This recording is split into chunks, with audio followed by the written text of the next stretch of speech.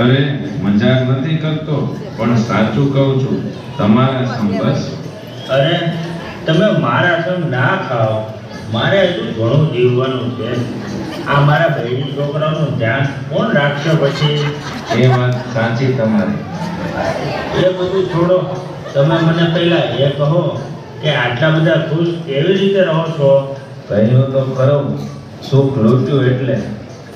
આ સુખ લૂંટ્યું ક્યાંથી એ તો કહો, એટલે હું પણ એ સુખ લૂંટીને શાંતિથી જીવન જીવું.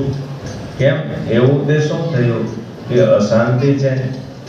શું કહું તમને, આ બહાર હોય તો ધંધામાં લોકો હેરાન કરે છે, અને ઘરે જાઓ તો આ જેઠાણી અને છોકરાઓ તો ઊભા હોય. એટલો બધો કંટાળ્યો છું કે એવું થાય છે કે ક્યાંક જતો રહું, સંન્યાસી થઈ જાઉં. આ સંસાર માંડીને બેઠા છો તો સંન્યાસી તો કંઈ થવાતું હશે. તો શું કરું હું? આ રોજ રોજના કકડાટથી થાકી ગયો છું. કનુભાઈ, તમને ખબર છે, આ દાદાનો જે સુખનો ખજાનો છે એ જ લૂંટ્યો છે મેં. તમે પણ લૂંટી લો. દાદા પાસેથી આ સુખનો ખજાનો આવ્યો ક્યાંથી? દાદાને સુરતના રેલવે સ્ટેશન પર સમી સાંજના લગભગ 5:45 વાગ્યાનો સમય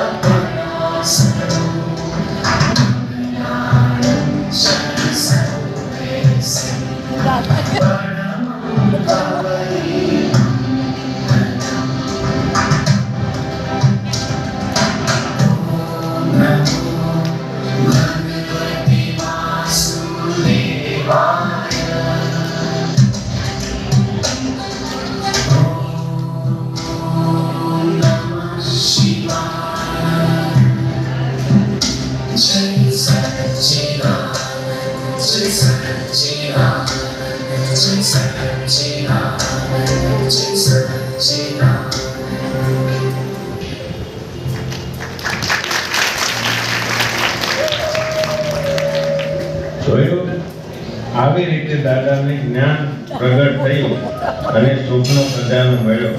આખા જગતના રહસ્યોનું સમાધાન મળ્યું. હોય જ નહીં, રેલવે સ્ટેશન પર જ્ઞાન થાય જ નહીં. લે, સાચું કહું છું, તમારા સંબસ. અરે યાર, જીવવા દો ને મને, મારા સામ નહીં ખાઓ. આ તો તમે માનતા નથી એટલે કીધું, તમારા સમ. તમે આ બધું છોડો, પેલા મને સુખ અપાવો. આ દાદાએ તો પોતાના પ્રોબ્લેમ સોલ્વ કર્યા, પણ મારા પ્રોબ્લેમનું શું? એનું સમાધાન કેવી રીતે મળશે? જેવી રીતે આ બધા મહાત્માઓ કરી રહ્યા છે એવી રીતે. ચાલો બતાવું તમને પણ. જોજો, સુખ લૂંટવાનું ના ભૂલી જતા.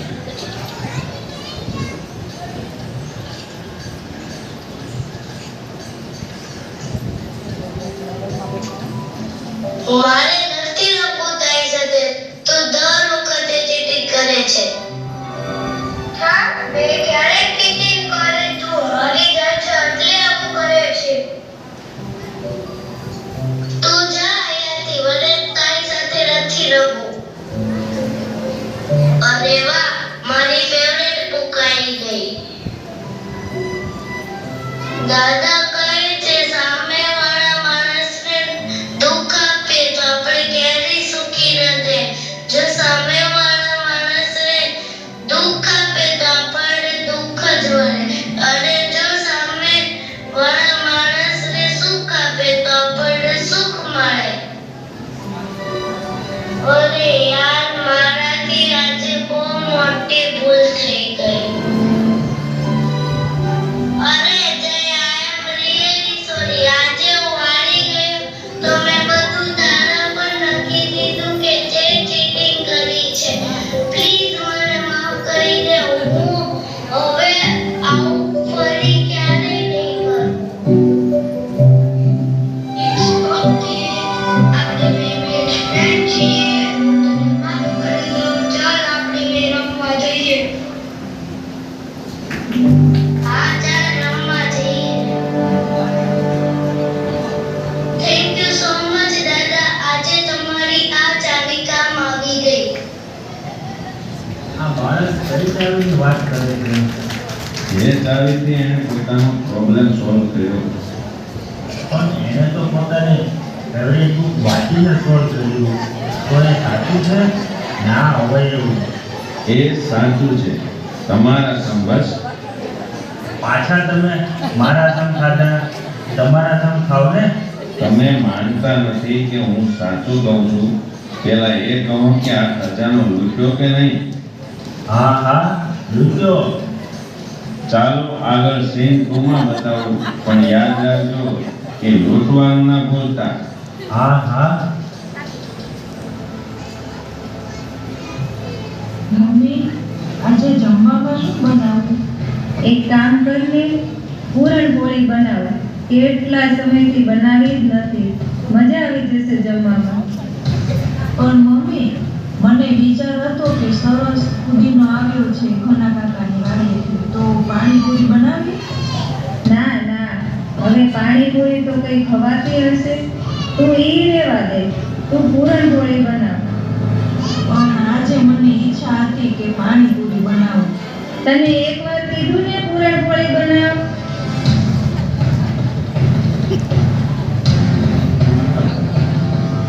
ઓકે મમ્મી, આજે તો પૂરણપોળી જ બનશે. તમને ભાવે છે ને એટલે.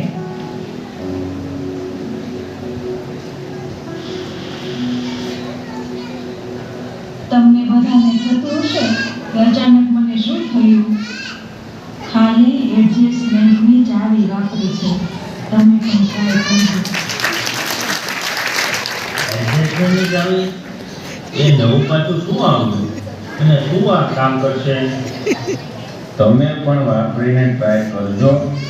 આ કામ કરશે, ચોક્કસ કરશે. તમારા સંભસ એમને સમ ખાવાનું રહેવાતું તો સારું કહેવાય. સારું, પણ તમે આ બધી ચાવીઓ લૂંટો તો છો ને? હા હા, ભેગી તો કરું જ છું. તમે બસ ભેગી કરતા જાઓ, તાળું ચોક્કસ ખુલશે. અરે યાર, આ શું થઈ રહ્યું છે બધું? આજે પાછો લોસ થયો. કઈ સમજાતું નથી. અરે શેઠ, ફરી એકવાર હિસાબ કરી લો ને.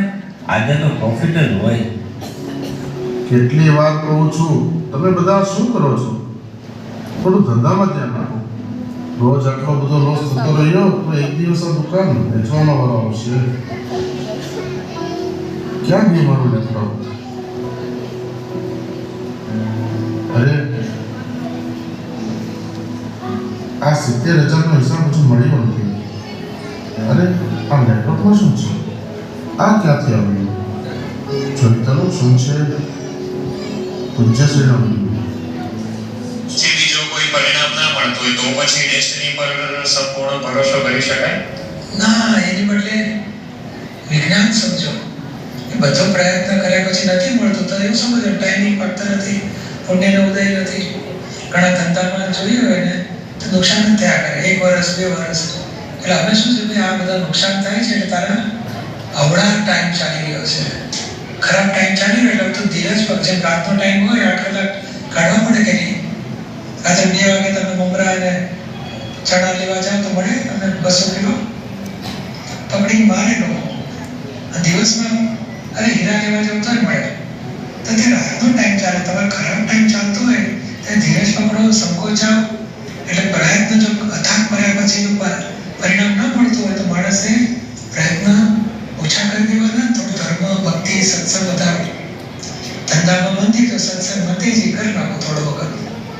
પછી તમે જોબ કરતા હોય કે જે નાનો ધંધો ચાલતો હોય એ બહોળો થવાને બદલે જેમ તેમ કરીને દાણા ખેંચ્યા કરો. સારા સંજોગ મળશે પછી ધીમે ધીમે વધારો. એ હંમેશા નિયમ કહ્યું છે, પુણ્ય અને પાપની લિંક હોય છે.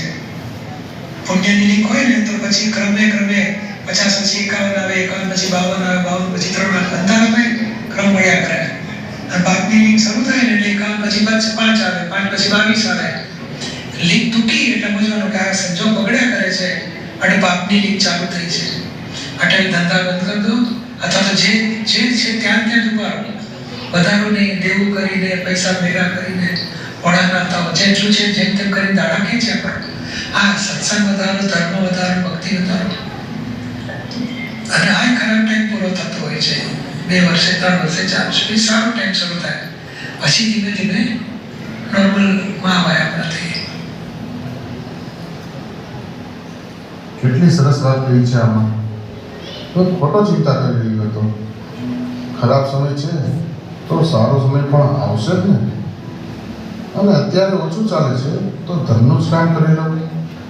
એમ પણ તેજી હોય ત્યારે ક્યાં સમય મળે છે. સાચી વાત છે શેઠ. ધંધામાં મંદી તો સત્સંગમાં તેજી. આહાહાહાહા.